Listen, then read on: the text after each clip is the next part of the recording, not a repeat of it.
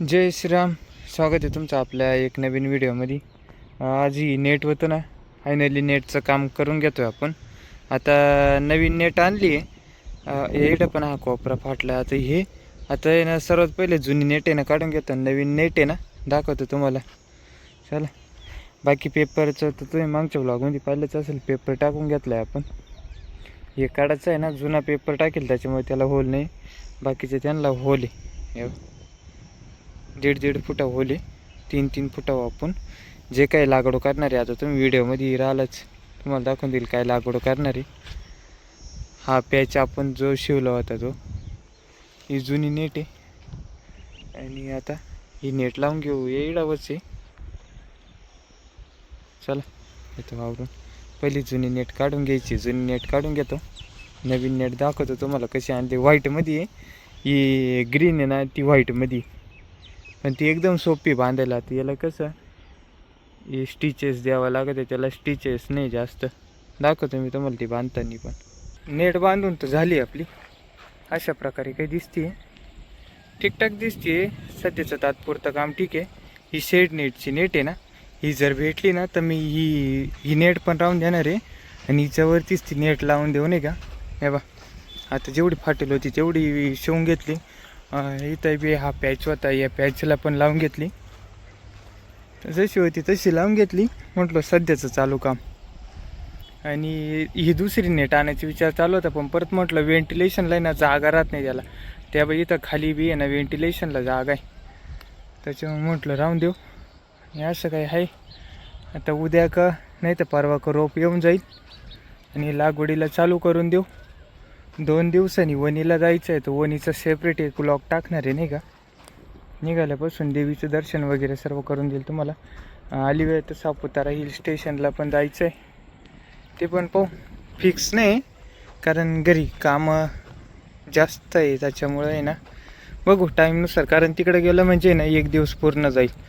आणि मग म्हणजे कामाचं कसं विषय माहिती का, काम आपल्याला ना शेतकऱ्याला जास्त, आता प्रत्येकाचे ना वेगवेगळा विषय. आपल्याला जास्त कामं नाही राहते, कारण आपले द्राक्ष बाग असल्यामुळं. आणि हे पण आपलं शेवटचं पीक आहे. आता हे जे बेड बनवले ते एकदा का बाग तयार झाली ना, मग जास्त कामं नाही राहते. पावडरी राहते, माणसं मागं थांबायच्या आहे. निंग शेंडाबाळी काय असं नसेल त्या गोष्टी किरकोळ बागाच्या राहते. किरकोळ नाही म्हणता येणार त्याला, पण बागाच्या गोष्टी राहते त्या. मग आता हेच आहे, हे लास्ट पीक हे झाल्यावर जर समोरचं तोडलं तर मग त्याच्यात पण पीक येईल. जो प्लॉट नंबर 1 आहे ना, तो चालला आहे विचार पुढच्या वर्षी तोडायचा. जेव्हा हा वरती जाईल लगेच मग तो तोडायचा आहे. बघू जसं जमल तसं. सनसेट पाहून घ्या. असं काय आहे. चला भेटू तुम्हाला उद्या का. ट्रॅक्टर तिकडं लावेले, वखर जोडेले. इकडं ब्लोअर पण सोडून घेतलं होतं. आज आपण आपले 3 पण प्लॉट आहे ना वखरून घेतले, कारण म्हटलं मधलं आहे ना वखरून घेऊ. आणि हे जे कटाव आहे ना ते गवत काढायला उद्या का नाही तर परवा का माणसं येणार आहे, म्हणजे कटणी देऊन घेऊ. कारण पावसाळा चालू होईल आता, तर मग लय गटपण होऊन जातं. पावसाळा चालू होणार आहे ना, तर गवत जास्त होऊन जातं. त्यामुळे म्हटलं मधलं एकदा उकरून घेऊ. काही खालच्या प्लॉटमध्ये फक्त ना जास्त फन पण लागेल नाही, वरच्या वरतीच झालं आहे. पण मग ठीक आहे नाही का, काय अडचण नाही आहे.